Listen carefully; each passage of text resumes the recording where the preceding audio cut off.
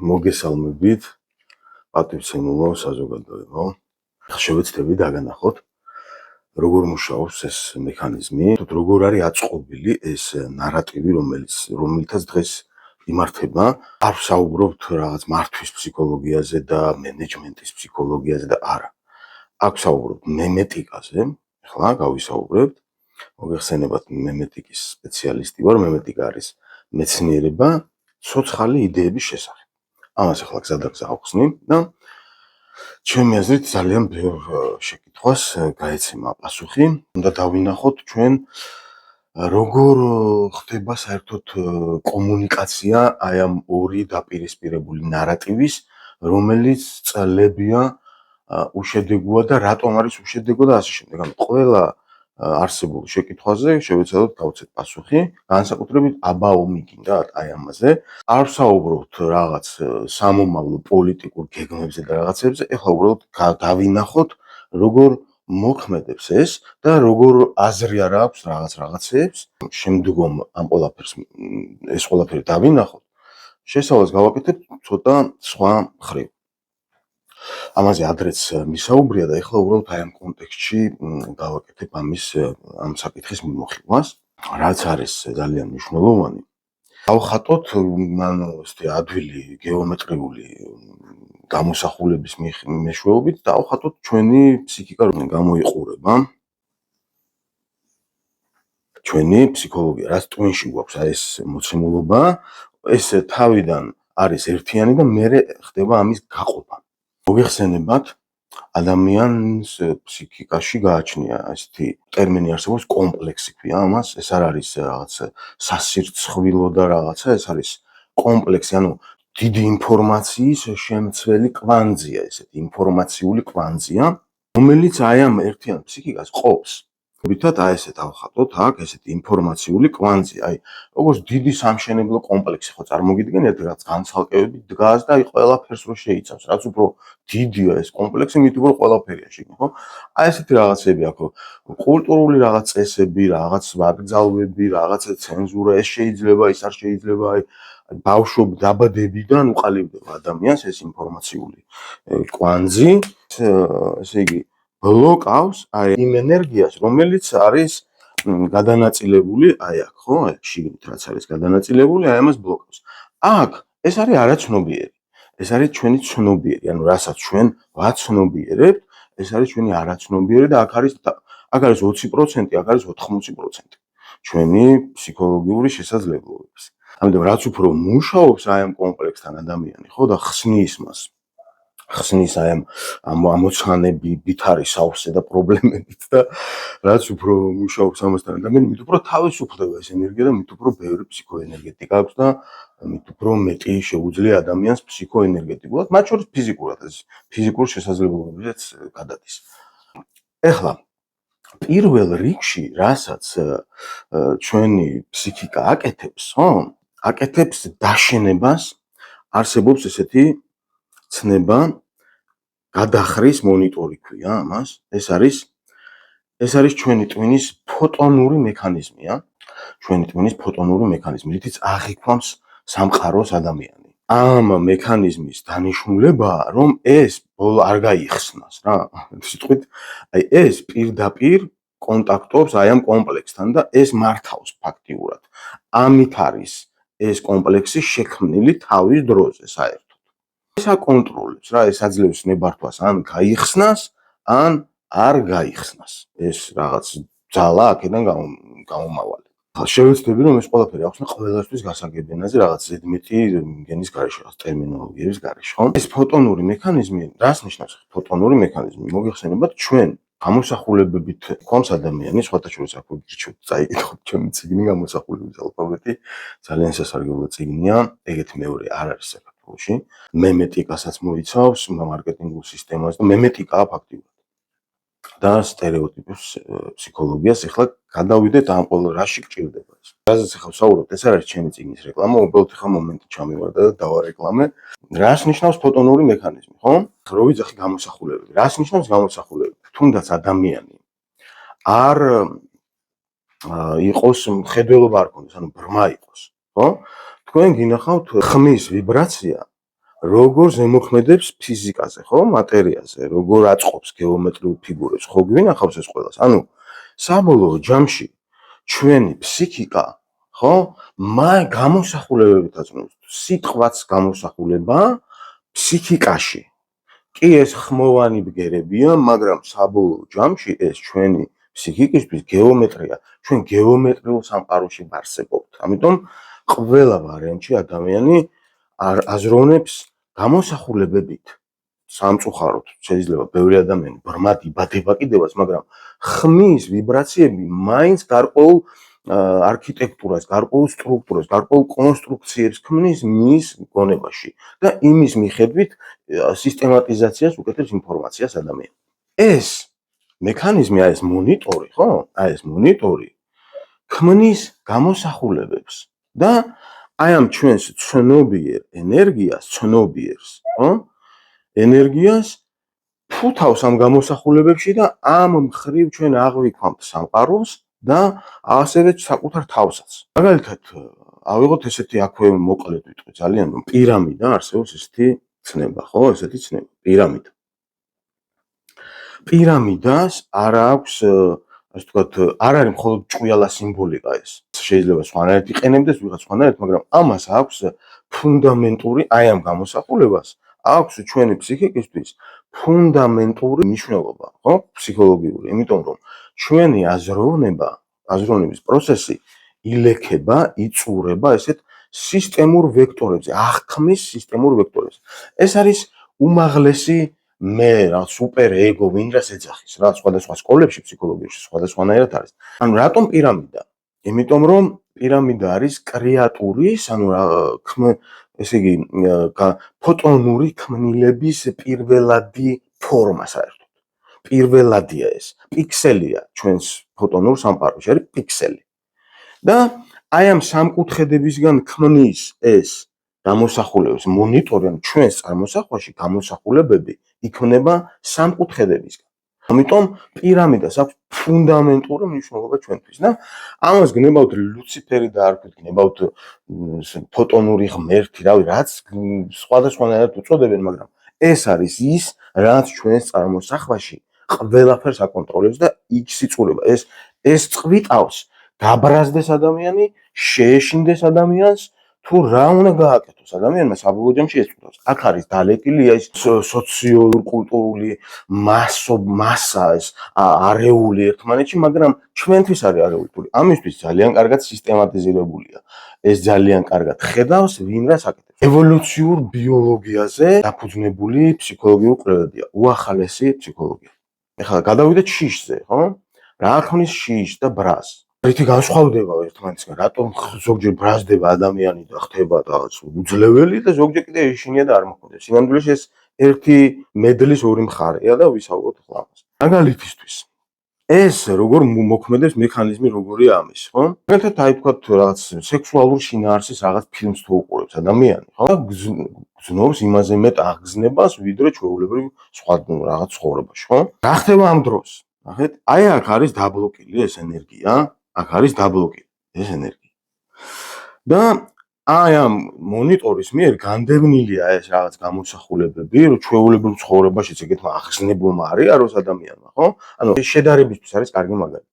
აღგზნებულმა რო არ იაროს, ხო? ამიტომ არის აი აქ კომპლექსში, აი ეს გარკვეული გამოსახულებები, გარკვეული ცნებები, გარკვეული რაღაც მოვლენები აკრძალულია ადამიანს რა თავისთვის ჩვეულებრივ ცხოვრებაში და ნება უნდა დართოს.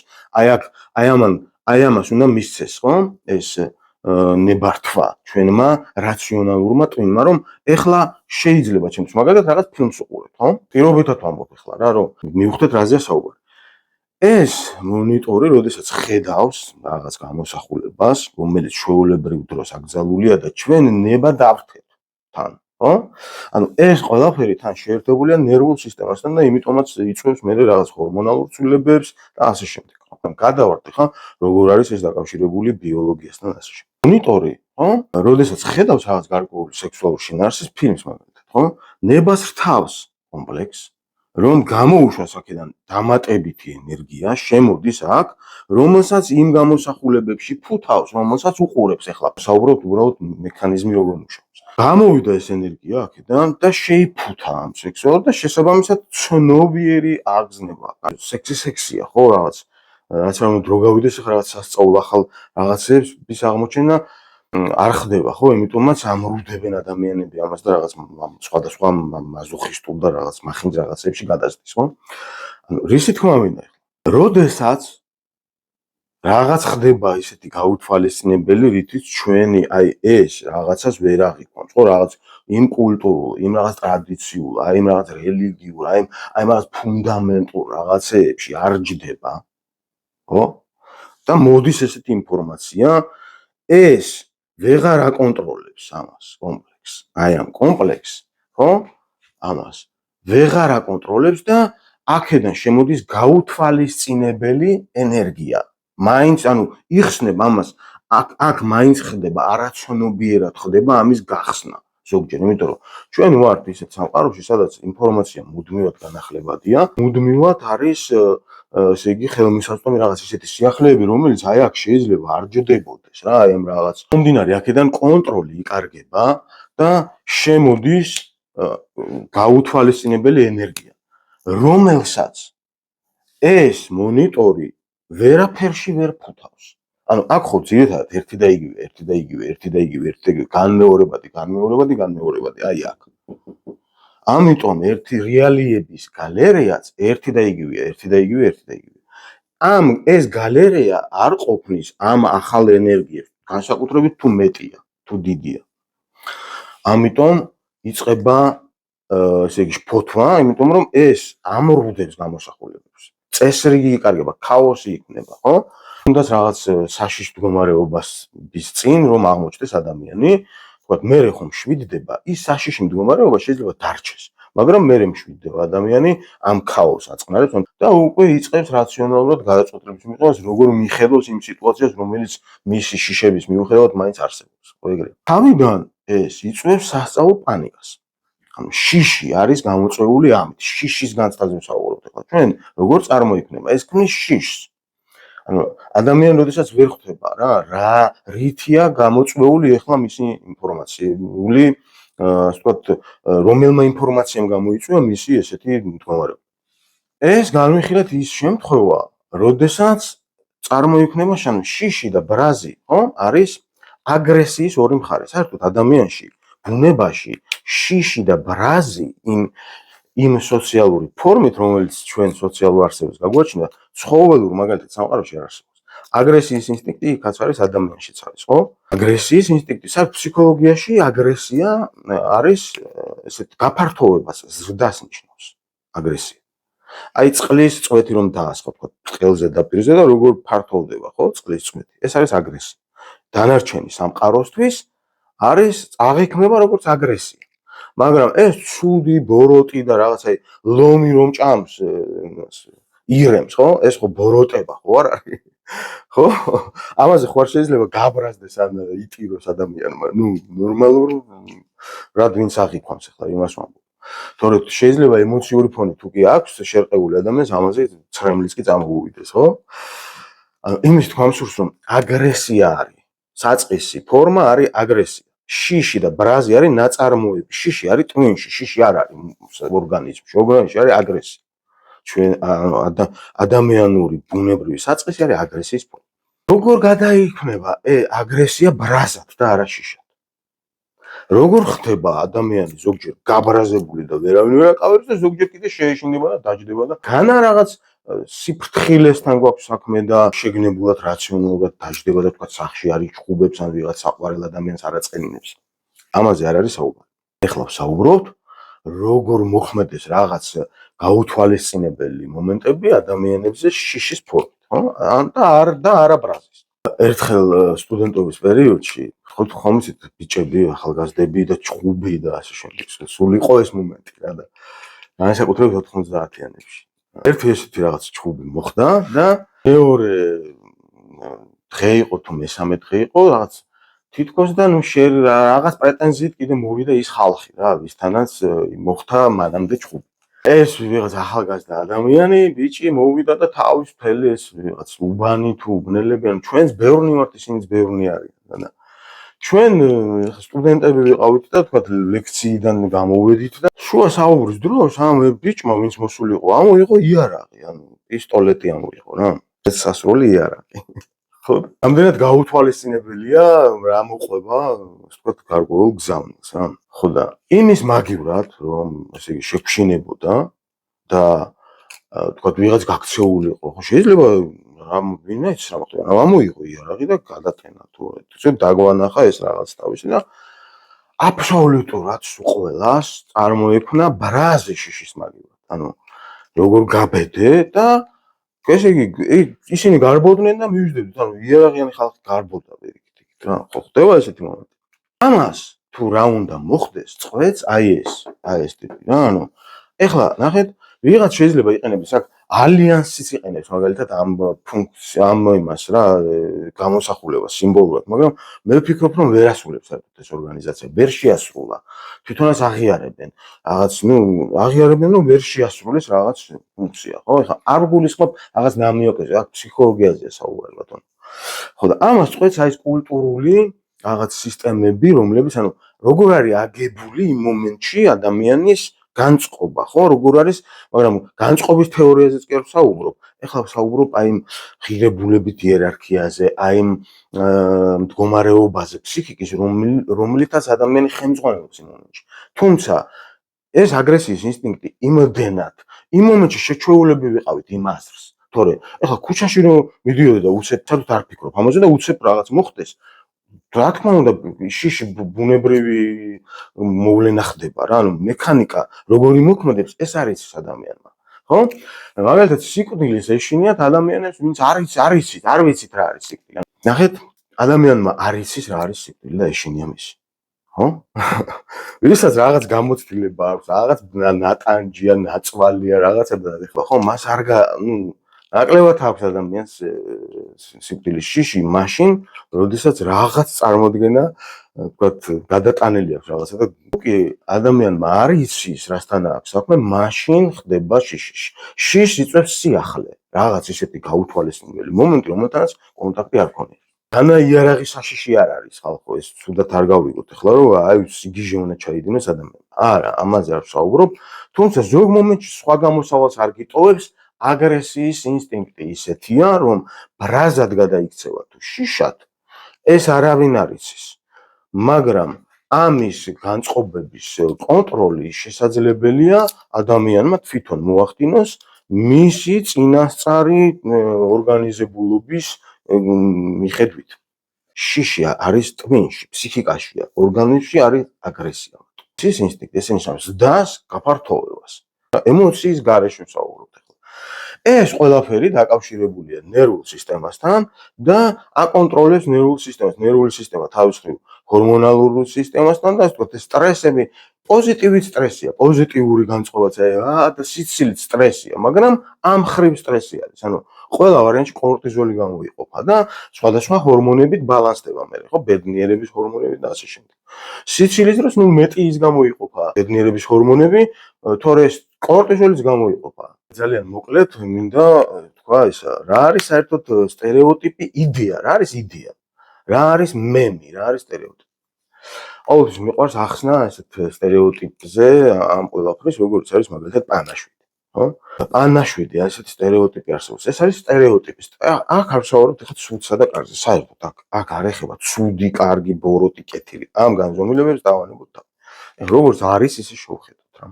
პანაშვიდზე რომ მიდიხარ, ესე იგი, სტერეოტიპი არის მემების მომაბეზრებელი ერთი და იგივეობა რა, ანუ განმეორებითობა და მომაბეზრებელი ეს ტრიალი ერთ წრეზე. სტერეოტიპი არის ჩარჩო, ხო?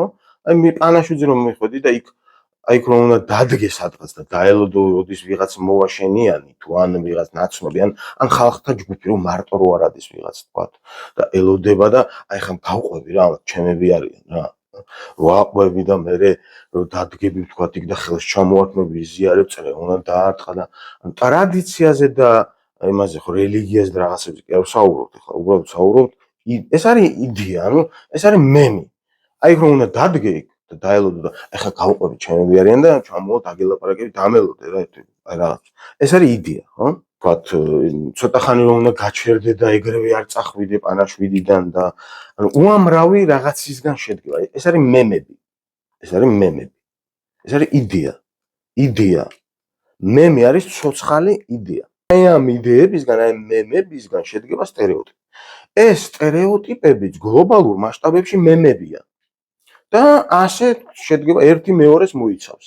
კარგი სტერეოტიპი, მავნებელი სტერეოტიპებიც არის და კაცუდიდების და კარგებიც, რა.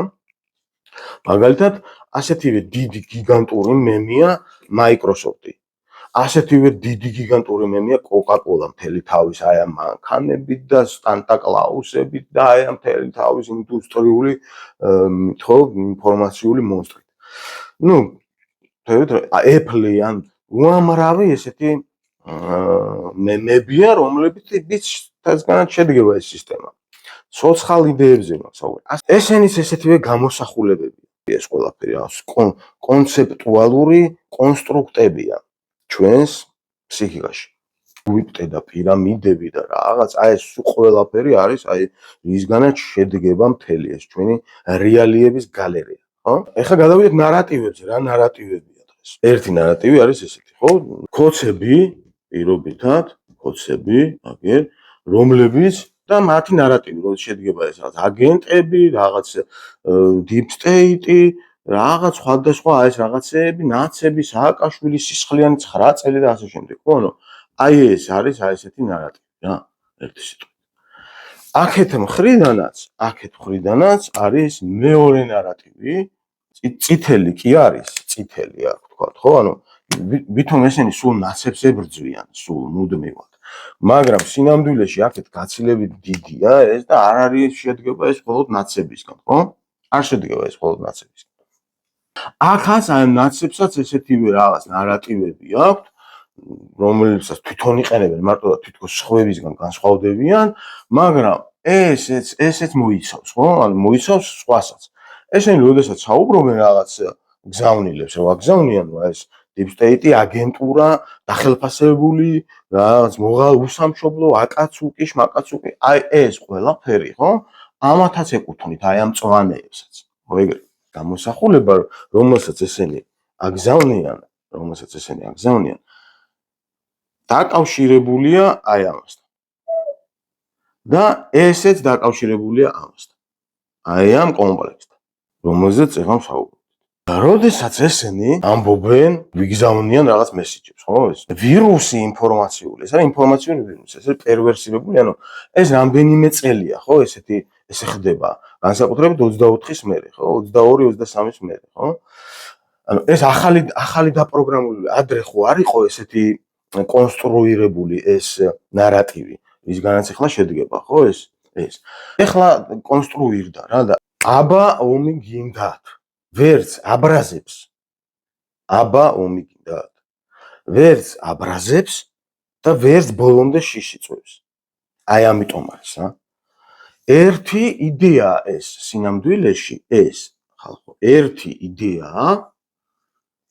იდეა, რომელიც გაყოფილია ურად, ეს ცდილობს აი ეს მწვანე ფერის მასა მიიწეპოს და ეს ცდილობს დაშალოს. აი ეს მწვანე ფერის მასა. ამაზე ახლა საუბარი. თორე ეს წითელი ფერის ვიწროვდება რაც დრო გადის, უფრო და უფრო ცოტავდება.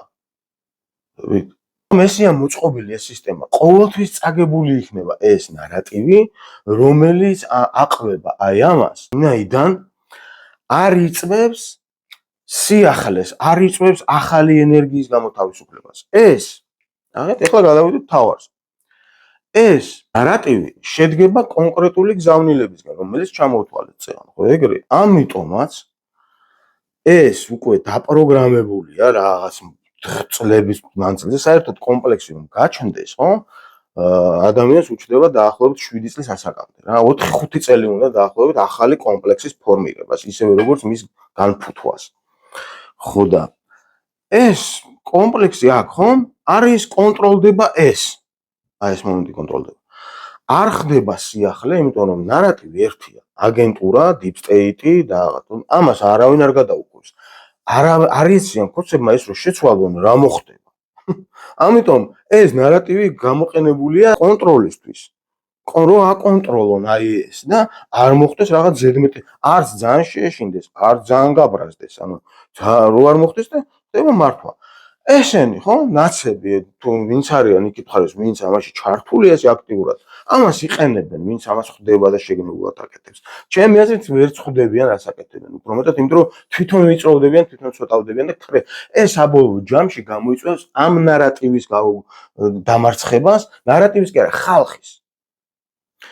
ეს არის, ეხლა რაზეც საუბრობთ, ეს არის ერთი ადამიანის ტვინში. ეს ორ მხარეს მოწინააღმდეგის დგომებია. ეს ხდება ერთი ადამიანის თავში. ვინ რომ ეს დილით რო გამოვა და იტყვის რაღაცას, მთელი დღე მიდის ომი და საღამოს ეს აი ამ ქაოსს ალაგებს, აწყნარებს და ამშვიდებს აი ეს მხარე. მაგრამ რაშია საქმე? მეგობრებო, ნახეთ? როგორც თქვი ახლა, ეს ვერ გამოიწვევს ცვლილებას და იმიტომ რომ ახსიახლე არ ხდება რომ აქ გამოთავისუფლდეს ენერგია და ეს აგრესია თქვა ბრაზად გარდაიქმნას. ვერ გააბრაზებთ თქვენ ხალხს, გაბრაზდი რო უყურით, გაბრაზდი არ ბრაზდება. ეს პირიქით მოქმედებს. ანუ თქვენ საწინააღმდეგოდ არის, არ უნდა ჭირდებოდეს, გაბრაზდით ხალხო. ამის ეს არის საკუთარი თავის გამამხნევებელია უბრალოდ. და მოსახლეობაზე, ადამიანებზე არ მოქმედებს. იმიტომ რომ სიახლე არ ხდება და ვისაც არ უნდა სიახლეების შექმნა, ის უბრალოდ აი ამ იდეის შენარჩუნებას უწყობს ხელს, მეგობრებო. რაც დრო გადის, ცოტავდებიან ის ადამიანები, ვისაც აი ამაში უნდა მონაწილეობის მიღების გაგრძელება. აღარ უნდა ხალხს აი ეს ტვინში რომ ეს ვიმეორებ ერთ ადამიანზესო, ეს ერთი ადამიანია. ესენი არ არიან ცალ-ცალკე მდგომები. ეს ორივე იმის ტვინშიც ხდება, ამის ტვინშიც და ყველას ტვინშია ეს და ადამიანთა დიდ ნაწილს რაც დრო გადის აღარ ანუ ეს სფერო იცლება უბრალოდ ადამიანებისგან. და ამას არ აქვს მაგის პრობლემა. იმიტომ რომ რესურსი აქვს, ადმინისტრაციული რესურსი აქვს სხვადასხვა, ხო? ამიტომ ამას აწყობს ეს ერთი და იგივე, აკონტროლოს ეს, რომ იყოს გაღიზიანებული სიტუაცია ყოველ დღე, მაგრამ არც შიში იყოს და არც ბრაზი. აი ორივე ესე იყოს რა, ერთმანეთის თანაბრად და იყოს აი ეს რაღაც სიძულვილის რაღაცები რა. ხო, ამიტომ თუ ეს არ შეიცვალა, ხა როგორ უნდა შეიცვალოს ეს და როგორ უნდა ეს ცოტა სხვანაირად სამუშაო საკითხია, ანუ ახალი სიახლე უნდა მოხდეს. სიახლე თვითონ კი არ ქმნის რეალობას ავტომატურად. სიახლე ქმნის საზოგადოებას, რომელიც ქმნის რეალობას. ესეთი ამბავია ეს, მეგობრებო, ეს სამუშაო თემაა. ხო, და მთავარი მომენტი, მეგობრებო, ეხლა დანიშნულება აქვს აბა ომიგინდად. აბა ომიგინდად არის აი ამის დამაკავშირებელი. ესე იგი, ერთმანეთისგან რეალობაში ესენი შინაარსობრივად ერთი და იგივეა. უბრალოდ ეს იძახის შენ რაც უდი იყავი ადრე და ესე უბნება შენ რაც უდი ხარ ახლა. მაგრამ აი ამ წვანე, აი ამ გარშემო ვინც ხალხია და გაცილებით მეტია, ამათმა რა დააშავა ამ ხალხს? ამათმა რა დააშავა? რატო ვაიძულებთ რომ ამაში მონაწილეობა მიიღოს ამ ხალხმა? აბა ომი გინდათ არ არის რაღაც სხვა რაღაც. ეს არის ის საკმანძო მემი. საკმანძო მემია, აბა ომი გინდათ? ანუ არც მუხარაა, არც შეკითხვა არის, რომელიც პერვერსირებულია. თითქოს მუხარაა, თითქოს გამაფრთხილებელია, პერვერსირებული ნარატივია რა, იდეა, რომელიც შინაარსია, რომელიც აკავშირებს აი ამ ორ მომენტს ერთმანეთთან და შესაბამისად ხალხს საერთოდ არ უნდა ამაში მონაწილეობის მიღება. საუბარი, დიალოგი, შინაარსობრივი მსჯელობა ადამიანებს ამაში არ უნდა.